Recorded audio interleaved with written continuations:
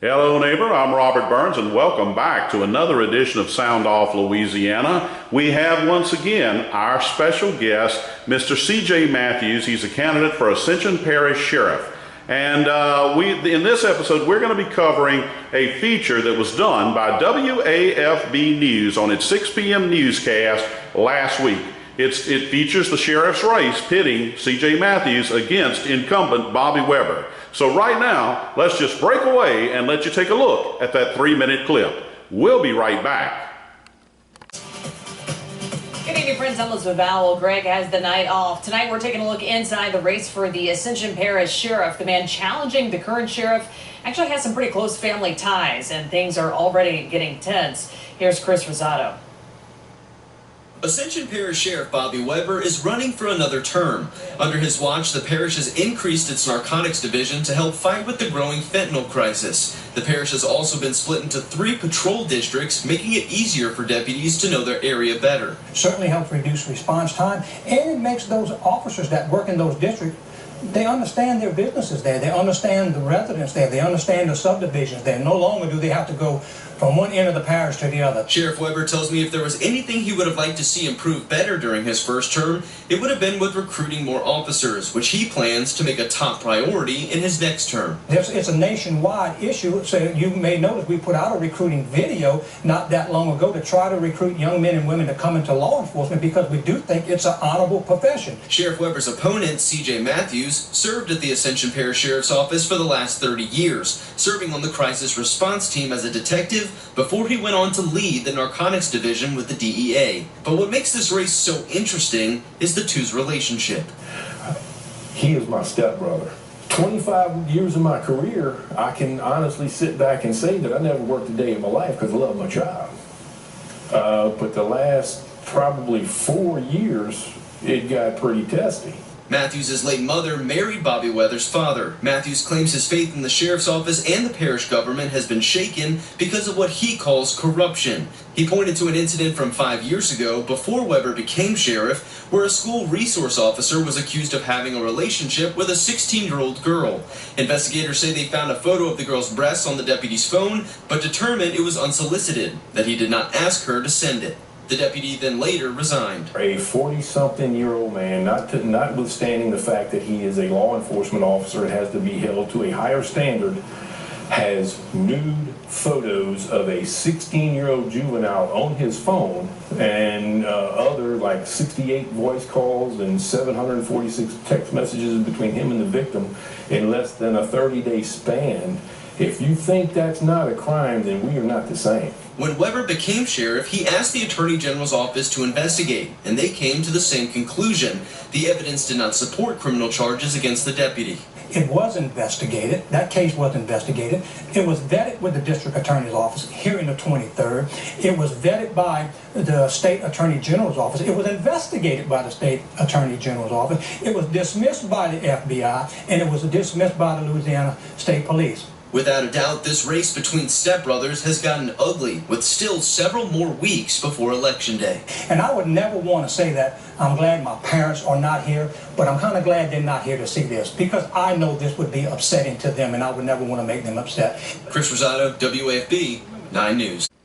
Alrighty, folks, you've just seen the 3-minute clip in its entirety. What we are going to do now is start dissecting various things that Sheriff Webre said, as well as one item that Chris Rosado, the reporter for WAFB, said. So we're going to break away right now and go take a look at Mr. Webre's own admission, Sheriff Webre's own admission about the recruiting problem he has. We'll be right back.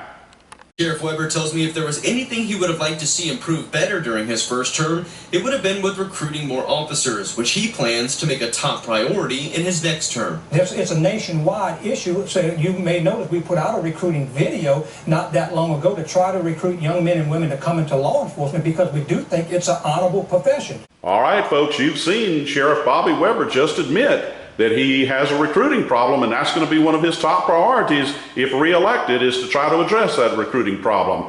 Mr. Matthews, what say you about the recruiting situation? Not only do they have a problem recruiting, they have a problem retaining. Okay. If you go back and you look at the number of deputies that have left on their own volition or other reasons. The number is staggering.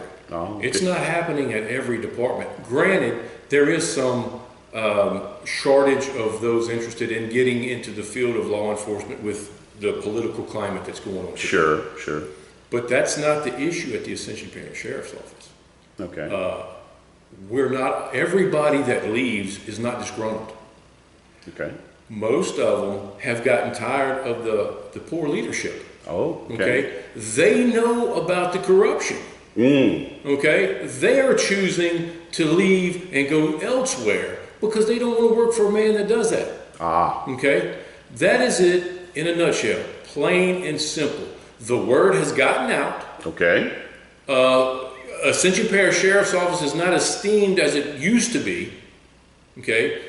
We used to have no problem getting people, quality people, to come work at the sheriff's office. Since Bobby's taken over, it's hurting.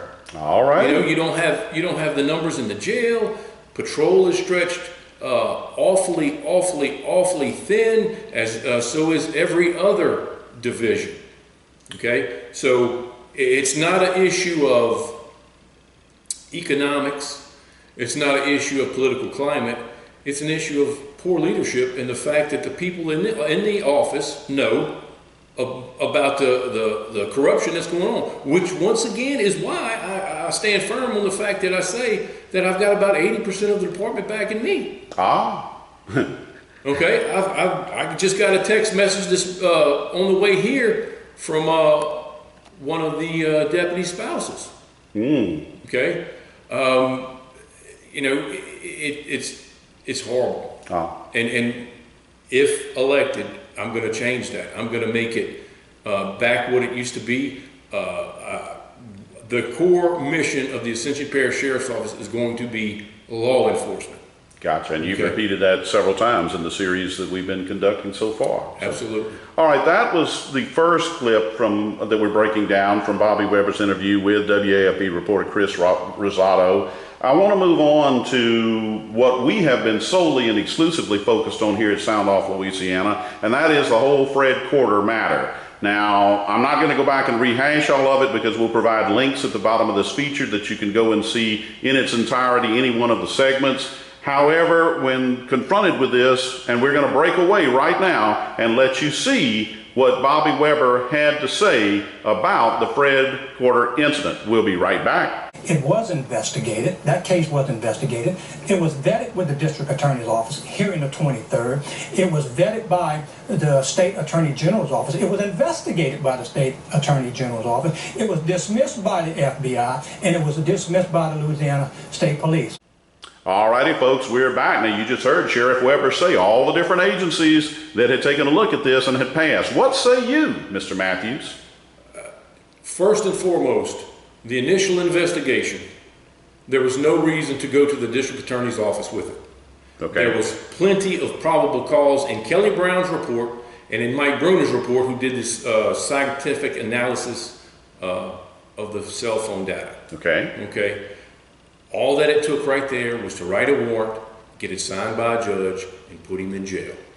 You got to understand, ladies and gentlemen, this is one of those hot topics. Ooh, we want to cover this up, so we're going to pass it on to the DA's office. Okay. And we're going to muddle it up as best we can. All right. Okay. So now the 23rd Judicial District Attorney's Office, which under Wiley sends me the letter that's not on letterhead, that I have to meet with the district attorney's office and give him all this information. That's fine. But when I say, okay, when my attorney writes him or contacts me and says, yeah, we'll be there at 7 a.m. or 10 a.m. on that Friday. Oh no, you can't come with him. What do you mean I can't bring my attorney with me? Okay. Also, like the text message that Wiley sent me. Hey, CJ, we didn't have, you never heard my side of the story. Why don't we sit down and have a meeting with a third party of your choosing? No attorney, of course. What the hell is it that they're afraid of that my attorney be there? Ladies and gentlemen, this is crazy. That not only that it occurred, but it's still allowed to go on. Those people are still in positions of power in the parish. Now, the first Attorney General's office inquiry into it. I've got the documentation that I will give you to post for that if you would like, Robert. Well, we've seen that they basically dismissed it. They didn't even give it the time of day. Exactly. 3 questions that I asked the guy, Ike Vavasour. Did you talk to any of the detectives involved in the investigation? Well, no. Did you by chance, I don't know, look at any of the evidence, review the text chain, look at the photographs? Well, no. Thirdly, but most importantly, did you talk to the victim? No, we didn't. Wow. So how do you consider, how can any logical person, notwithstanding the fact that this is law enforcement, see that as an investigation? Well, correct. And then and we've covered this before for people who haven't tuned in, and then when David Mitchell with the Advocate starts making some phone calls with the obvious intent of running an article about this, all of a sudden the Attorney General's office sees fit to, quote, reopen this quote, investigation, unquote, that they so cavalierly dismissed initially only 3 months before. But here's something I want to bring out, and you can elaborate. Mr. Weber wants to say that, or Sheriff Weber, wants to say that it was investigated by the Attorney General's office and wants to kind of infer that, hey, there was nothing here. Quite the contrary, folks. They were sending out a letter wanting to contact the victim in order to go ahead and pursue charges. So that is correct.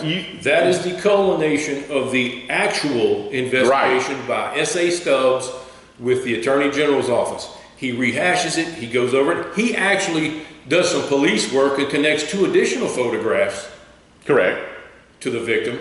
And at the end of that, there's a letter by Mr. Matthew Derby's. Correct. All of which sent to the victim. Right. We need you to get in contact with us because we're possibly going to prosecute Mr. Fred Corder. Why would you send that? Exactly. It would either be yes we are or no we're not. Exactly. They were going to prosecute him. Correct. Okay. And once again, it wasn't because there wasn't a crime that occurred. They tried to after the election was over with and everything was said and done and their boy Bobby got back in office, we tried to contact you, but we couldn't contact you. And then they take the unknown sender of a text message from an unvetted number. I don't want anything else to do with this case. First of all, you never let a juvenile decide whether or not you're going to prosecute a case. All right. 2, you have no idea who the text message came from. 3, is that the way the Attorney General's office does business? Well, based on my experience, probably so. This was such a hot potato, everybody was passing it around and nobody wanted to touch it. Mm-hmm. Nobody wanted to, which is why the Attorney General's office was slow to act at the beginning. Exactly. If the Sheriff's office would have just done their job and put Fred Corder in jail, we wouldn't be having this conversation. Exactly. And I think Sheriff Weber's intent was to say, look, there is no validity to any of this. If so, all these agencies wouldn't have passed on it. And folks, for anyone to believe that there was no substantive substance to any of this, you're living in a fantasy land if you truly believe that. And that's one of my biggest concerns about, and I'm not being critical of mainstream media because I've never been part of it, but I can tell you this, they go by and they do a superficial scratch of the surface, and they take what's given to them as being, well, they said it, so bound to be accurate. I'm here to tell you, that a lot of times, I don't give a flying flip that they may be with law enforcement. They will not hesitate to look into a camera and utter a falsehood to you. They've done it to me numerous times. The difference is I dig deep and I dig thorough, and I don't just accept something that gets said. And correct me if I'm wrong, but do you not feel like that was the message that Weber intended to convey, is that, oh, look, all these agencies did this? Absolutely, absolutely. Bottom line is this, ladies and gentlemen. This happened, it occurred, and it's still occurring. There was another instance I spoke about. Yep. Okay, and there's others that I have not spoke about on camera that I know about. Right. Ladies and gentlemen of Ascension Parish, if you want this kind of mess to continue, you need to vote for Bobby Webre. If you want to put a stop to this, stop the pedophilia, put them in jail where they belong, you need to vote for C.J. Matthews. There you go. All right, I want to move on to one more item, and this will not be from Weber. This will be a brief statement made by Chris Rosato, the reporter for WAFB, and that harkens back to, like I said, a superficial scratch of the surface. So we're going to break away right now and let you hear those few words uttered by WAFB reporter Chris Rosato. We'll be right back. Investigators say they found a photo of the girl's breasts on the deputy's phone, but determined it was unsolicited, that he did not ask her to send it. The deputy then later resigned. All right, folks, you've just had an opportunity to observe firsthand, to watch WAFB reporter Chris Rosato's statements that some investigators, we do not know with which agency, told them that the reason they didn't proceed forward with prosecution is that while he had the photos on his phone, they could not substantiate that Fred Corder had solicited them. Now, folks, with everything you've seen, I feel certain that the gentleman who you're looking at right now will be able to absolutely hit that right out of the park. So with that, I'm going to shut my mouth and throw it your way, Mr. Matthews. Thank you. First things first. You got to realize that Fred Corder got these photographs in January or February of 2018. Okay. The Ascension Parish Sheriff's Office did a sting operation on him at the end of May, beginning of June. Okay. Okay. You understand that time difference? If Fred Corder was just trying to get her into the National Guard and trying to just take her to lunch, why in the hell, in that interim of time, did the whole state of Louisiana not hear Fred Corder hollering all the way to the sheriff's office saying, wait a minute, this girl's got the wrong impression. I ain't about none of this. All you got to do is look at her statement. Look at her statement. Read her statement. Go back on these videos. Read the statements. Yes. What did he ask for? He wanted sex. Yes. He wanted oral sex. If you'll indulge me. Yes, sir. I apologize to the people out there in YouTube land or TV land. Kelly Brown. And did he ask any favors during that time? Yeah. He told me he asked me to suck his dick. Oh. You just glossed over that. Read it again. I want you to really hammer it down hard. Kelly Brown. And did he ask for any favors during that time? Yeah, and this is the victim's response. Yeah, he told me he asked me to suck his dick. Whoa. Now, look, there was access to that. So I don't know what investigator supposedly made this statement. We could not substantiate that there was solicitation. There was solicitation of a hell of a lot more than photos. You pick it back up, Mr. Matthews. 68, 69 voice calls. What the hell were they talking about? 746 or 45 or 44, whatever the exact number is. SMS text messages back and forth between each other in less than a 30-day span. What were they talking about? When he rotates out of Donaldsonville High School, she loses her phone. He hadn't heard from her. She won't answer him because I'm sure he's asking for all these favors. He has another unidentified deputy go to find her at Donaldsonville High School and say, here, Fred Corder, this is his number. He wants you to get in touch with her. Now, back to the statements. Yes.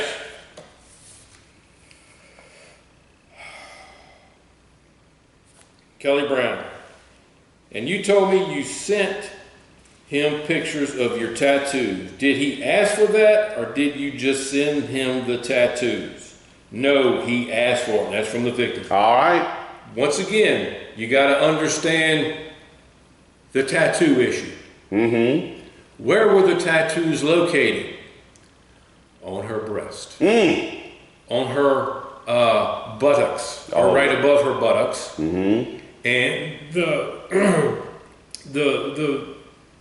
other photo was a black heart right next to it, as she called it, her vagina area.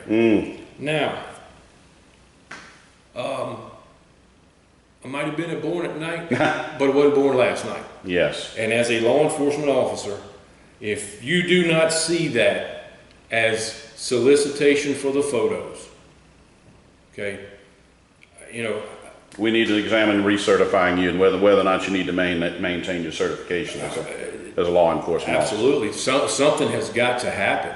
I mean, law enforcement has got to be aggressive, especially in matters involving juvenile sex crimes. Correct. Okay? Gotta be. Especially when it's involving a law enforcement officer. Correct. So once again, why in the world did Ascension Parish Sheriff, why did they investigate it themselves in the first place? Why didn't they say, time out? Oh, we got something here, fellas. We need to call the state police. We need to call Baton Rouge PD. We need to call another agency in and let them investigate it. Yes. Unbiased agency and investigate it, and whatever their findings we'll have to live with it. You got to go with that. Yeah. Because this is the kind of stuff that still happens today, ladies and gentlemen, with the Ascension Parish Sheriff's Office. Yep, we're going to investigate ourselves on criminal activity. We've investigated it to the fullest extent, and we found that there's no criminal wrongdoing. Wow. Right. Wow. Right. Well, and I think your point is well taken. And look, I realize the mainstream media, they have a number of challenges. They have to cover an ungodly number of stories, so they can devote very little time. You know, fortunately, I don't have, and I can tell you there's one journalist who's very jealous of me. He's let me know that I can pick and choose, as he says, I won't name him, what I report upon. I can go into unbelievable depth and then get the feature looking exactly like I want it, and then hit the publish button, and he said I don't have any of those luxuries. But if I had been the one being told that by whatever agency told Chris Rosado that, I could have immediately responded back and threw some of this stuff in their face. Obviously, Rosado wouldn't have had that ability because he's done a superficial scratch, because he's going to have a whole lot more assignments that he's got to get done in a single day. And it makes it impossible to dig down to the depths. And the fact that I am a former fraud investigator, I kind of view this as an extension of my original career way back when. So, but I think you have very authoritatively, as I figured you would, shot down this whole theory that, well, we couldn't substantiate that he had solicited the photos. It's complete and utter horse manure. I mean, that's the bottom line. All right, once again, Robert, you got to take this into account, ladies and gentlemen, and I understand Sheriff Weber's never been in investigations and not a trained investigator, but this is the thing that you got to remember. Everything that we do is based on reasonableness and the totality of the circumstances, without a shadow of a doubt. This case against Fred Corder is dripping with probable cause to put him in jail. Would there be some prosecutorial hurdles that they may have to jump? Absolutely. Every case has those. Yes. But for the sheer fact that they dismissed it, covered it up like cat shit in a litter box, okay, until C.J. Matthews found out about it, and all this other sidebar, backdoor, wheeling and dealing went on. If they were above board with all this, why didn't they? And I think we spoke about it. Wait a minute. Let's go back into this. We're going to call another agency in. Yeah. We're going to let them have it. Because you're a valuable employee, CJ. And you might have caught something that we missed. We're going to let you know. So once again, you know, all this going on, you know, trying to make me out to be some kind of rogue cop. That's not the case. Yeah. I was decorated, promoted. I was in charge of a lot of serious stuff. If I am whatever they claim to be, a rogue, a liar, a whatever else, why would they send me as the SWAT commander to St. John when those officers were murdered, to Baton Rouge during the riots, and that other Sunday when those officers were murdered? Why? Why would they entrust the training and the deployment of the crisis response team to me? Why would they entrust the supervision of the narcotics division to me? Exactly. You know, and I get it. You know, they have nothing, so we have to manufacture something. Okay. Well, in our last segment of dissecting what Sheriff Weber had to say, we're going to show a very brief clip of you, Mr. Matthews, from that WAFB, because maybe I missed this early on, but I did not know you were related to, I'm sorry, forgive me, you'll have to forgive me. That's okay. That's something that apparently flew by me. I learned about it when I watched the WAFB feature. So we're going to do a brief clip of Mr. Matthews explaining that relationship, and then we're going to see what Bobby Webre has to say right at the end of that WAFB feature. We'll be right back. What makes this race so interesting is the two's relationship. He is my stepbrother. And I would never want to say that I'm glad my parents are not here, but I'm kind of glad they're not here to see this, because I know this would be upsetting to them, and I would never want to make them upset. Alrighty, folks, you've now seen the clip, and you know, I will admit I was flabbergasted when I did find out that Sheriff Webre and Mr. Matthews are stepbrothers. That's something that I was not aware of. Like I said, from East Baton Rouge, not Ascension. That may be common knowledge there, but it wasn't for me. And then we saw Sheriff Weber's statement that, well, I hate to see the fact that my parents aren't still alive, but I'm glad they're not alive to see this. What say you to that comment, Mr. Matthews? You're glad that they're not alive to see this because of what I'm challenging you, or the fact that you're protecting child predators? Wow. Here's the big thing. I'm a stand-up guy, and I'm going to call out malfeasance and criminal activity, stepbrother or no stepbrother, ladies and gentlemen. It does not matter to me. I'm a law enforcement officer. I'm a cop. I'm not a politician. I'm not out here trying to win friends and influence people. I am here to enforce the law, and that's what I did for 30 years. If you want that back in Ascension Parish, you need to vote for me. If you're content with the same old that you're getting right now, then you need to vote the other way. All right. But you need to think about it before you pull that handle. You need to watch these videos, and more importantly, read the documents. I didn't write them. They were written by detectives. And we will once again put the full table, and we will also put links to all of the features that have been done on this whole Fred Quarter matter. No one, to my knowledge, no one. There have been some cheap shots, in my opinion, taken by some people that I'll let remain nameless, who may have other media affiliations. I'll let it go with that. But no one that I have seen has challenged the first word of any document that we have put before, because they can't challenge it. Nope. It is what it is. They say what they say. And all I can say is that Sheriff Webre is bound to be depending on the fact that WAFB's viewership is thousands upon thousands greater than Sound Off Louisiana. But go ahead. Let me add one thing, Robert. I think during the video, it was alluded to the fact that under Sheriff Wiley this happened. Correct. Okay. You're correct. Bobby Webre was the chief criminal deputy. Oh. At that time. He was number 2 in charge. Okay. So he couldn't get with Wiley and say, hey, well, man, this is wrong. This is screwed up. Okay? Didn't happen. Once Wiley's no longer sheriff, there's nothing keeping Webre from going back into the case and making a case. Of course, that's going to open Wiley up to some criminal culpability. Sure. Okay? But bottom line is this, Bobby Webre, you brought this on yourself. All right. By not doing your job. All right. Very good. I think it has turned out to be more than just a little over a week in the newspaper. You know, to quote that famous quote. So I want to thank everyone who's tuned into this feature. We have about a month to go, almost exactly a month to go before the election. I have no idea whether Mr. Matthews will be back on. I have a feeling he probably will, because a month is an eternity in politics. And as I said on the last feature, he has a standing invitation.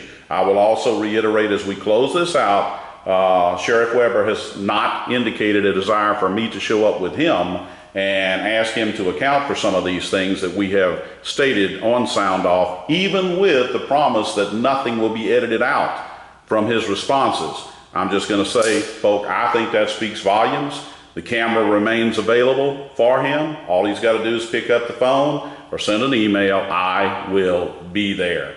So once again, I want to thank everyone for your dedicated viewership and subscribership to Sound Off Louisiana. Hope you may have enjoyed the most recent state police feature we did. We will be following up on that, and we'll be following up on plenty more in coming days. So thank you once again for your dedicated viewership and subscribership. We'll see you again soon.